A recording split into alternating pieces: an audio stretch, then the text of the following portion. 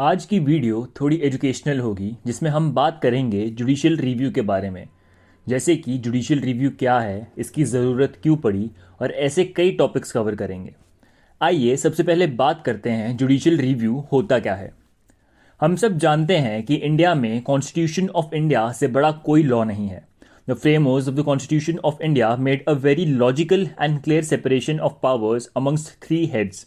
The overall functioning of the country can be categorized into three functions, namely, first, the legislative, which is responsible for making laws; second, the executive, which is responsible for implementation of laws; third, the judiciary, which is responsible for interpretation of laws.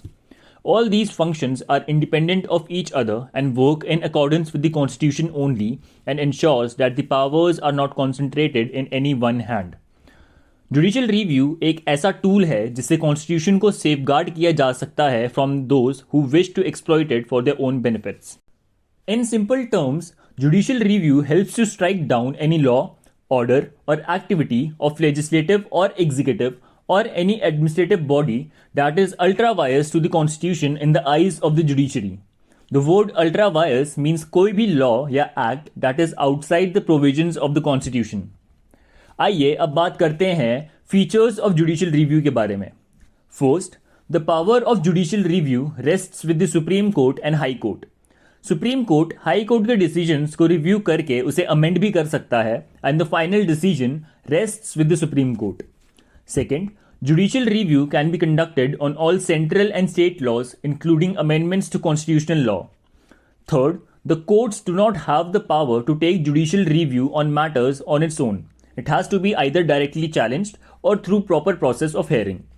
Fourth, if upon judicial review it is found that any law or order is unconstitutional, then either the part of the law which is unconstitutional or the whole law can be struck down by the courts. This is said to be the doctrine of severability.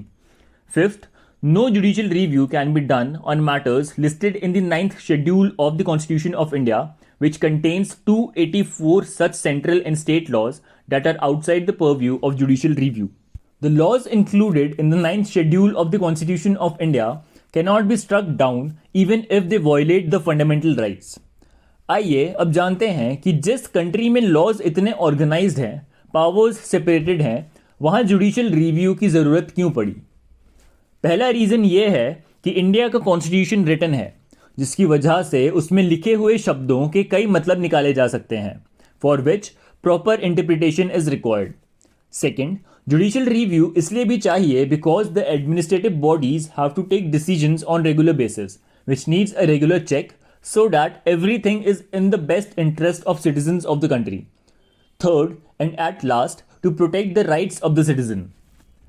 ये term judicial review सबसे पहले use हुआ था in Marbury versus Madison case in 1803 in the Supreme Court of the United States, in which it was held that the federal courts have the power to announce the legislative and executive acts or laws as invalid अगर वो violate करते हैं constitution को. अब last में बात करते हैं जुडिशियल रिव्यू के तीन एस्पेक्ट्स के बारे में. Judicial review in India can be classified under three heads. First, administrative action. Judicial review of administrative actions is a tool used to enforce the constitutional discipline over the administrative agencies so that they work properly. Second, legislative action. Judicial review of legislative actions is the power of the courts to check the constitutionality of the acts of the legislature. And third, judicial actions is the review of the actions of the judiciary. That's all for this video. Till then, keep following Law Niti for more such videos.